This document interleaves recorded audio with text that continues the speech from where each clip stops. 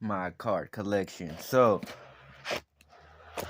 collecting my cards, collecting my 90s. When I tell people I collect 90s and 80s, like they look at me like, oh, that's crazy. Like they'll go tell me that, they got those dollar packs of 90s all the time. But it's like I'm not collecting anybody of the 90s and 80s, just random cards. You always collect the best of the best, right? So it's like, why would I be collecting, you know, nobody's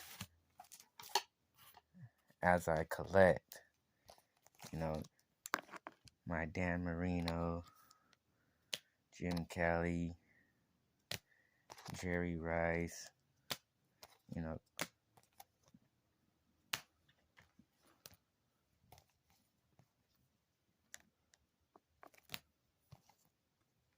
and even see these cards, you gotta think I find them in good, great condition, and it's not easy to come by finding these cards. Now, those are the 80s, but when it comes to 90s, it's like when you find a 1995 insert that looks like this, how can you not collect that? What are people collecting of modern age is of the best, but you have to understand that the 90s was the first era that started making more extravagant, more luxury cards. This is what cards look like in the 80s.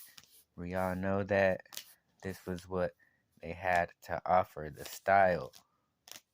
But somebody changed the game up.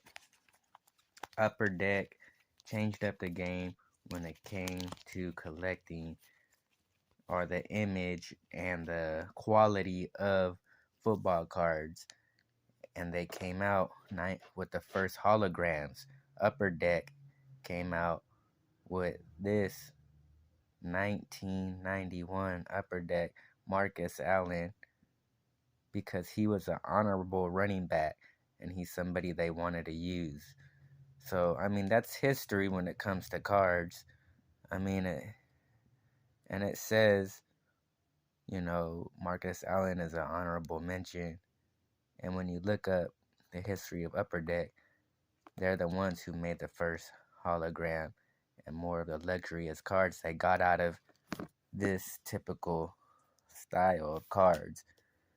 They're the so for this to be one of the first ones of the year drop, that's pretty cool. Even though they're not expensive or demanding, but how could you not respect that if you're a card collector? Because in the 90s, this is when all these cards, this style, started coming out. Championship Series, Dana Stumblefield, it says right there, Championship Series.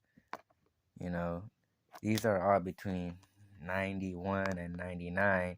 Most of these are 95 and 96. So this is a 95. This is 98. Another 98, 99. It's like 95, 90s, See a Upper Deck 90.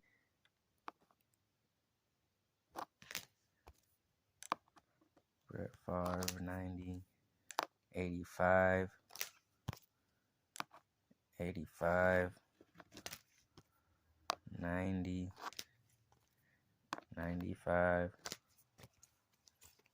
So you see, when people are collecting cards of today, if you're watching and keeping up with the card game, everybody wants what? They want who's relevant. That's just like anything. It's all about trends. What clothing, what who's what, who's who. It's all about popularity. So, when it comes to fashion, it's all about trends.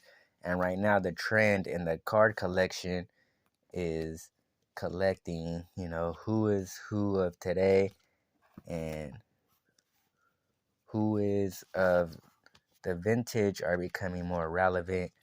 The vintage of under from 60s on down, vintage cards, those are becoming more relevant within the football. So it's how can you not respect the 90s when these were the first era to change up the game, the quality? Because before that, this is what you got. And for, upper deck to change up the game when you learn about card history.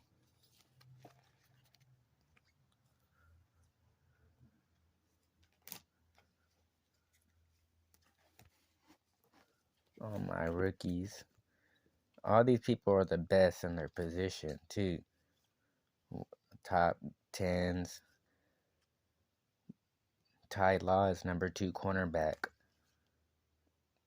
Tony Baselli, he's right next to Deion Sanders. They're the top 2 linemen, offense, defense. They're the GOATs in their position.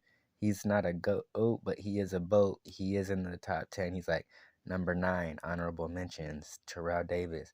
So top 5. So he's a GOAT within running backs. I'm wrong, I think. Look him up. He's top 10, though. And Randy Moss is within the top 10. I think he's still within the top 6. So, when I seen this, 1995, how can you not want something like that? Still in good condition, still relevant, of quality, care, to be worth something. So I don't collect modern football. Like I'm out collecting the 90s football, the guys that I watch. And it's cool to collect these are the first of, this style. Prior to that, this is how it went.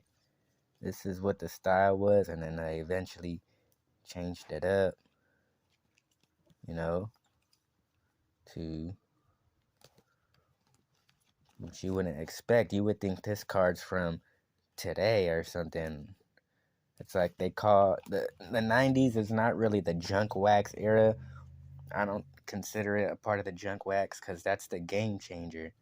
That's when they started making cards more holographic. So my 90s collection, Joe Montana, 4.5 SGC. He's considered, I always see him number 3 of best quarterbacks of all time. When you look at best quarterbacks, the top 10 best, they always have him as number 3. Dan Marino's always like number 7 or number 6, even though he never won a Super Bowl. He played 17 years, and the information they give about him, they consider him top 10, still all the best. And he's number 2.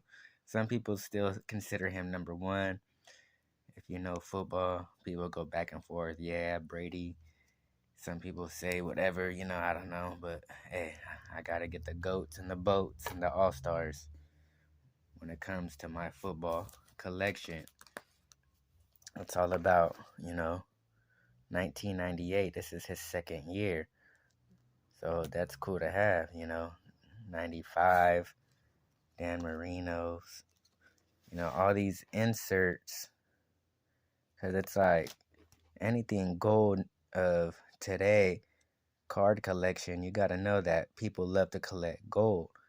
So it's like, why wouldn't I want something gold like that, Why wouldn't I want something like that straight from the 90s, the first decade, the first era of cards being changed like this? So, my 90s football, my football 80s, 90s collection, and bam, how I collect. If you've been keeping up with the collection, peace out. Because you know what, when people talk about, there's too many replicas, Well, how many replicas are there of today of a modern? You could look up 10,000 rookie cards of, who LeBron James graded. You could look up 20,000 cards of the same rookie card, same person, but different rookie brands, different rookie series, and they each are all like 1,000 rookies, 1,000 rookies, 1,000 rookies. That's a lot of replicas. If there's 10,000 graded cards of LeBron James in one series, and then in the next series there's 5,000, in the next series, that's a lot of replicas. So I don't understand when people say, "Oh, there's too many replicas." There's too many replicas, so people don't want them. It's not about the replicas. It's about trend, what's popular, and who wants what. If today on the internet 1,000 people just decide to buy Dan Marino's card, it's gonna be popular. It's gonna be expensive. If kids don't know who the goats and the boats are right now to want to chase the cards, they're gonna go of who they watch today and what they see these guys on YouTube collecting. A guy my age could go sell these cards because people grew up watching these my age and above, and they know who the goats and the boats are if you know football. So, you know, yeah, it's just about popularity. It's about what people want that makes stuff expensive. Peace out.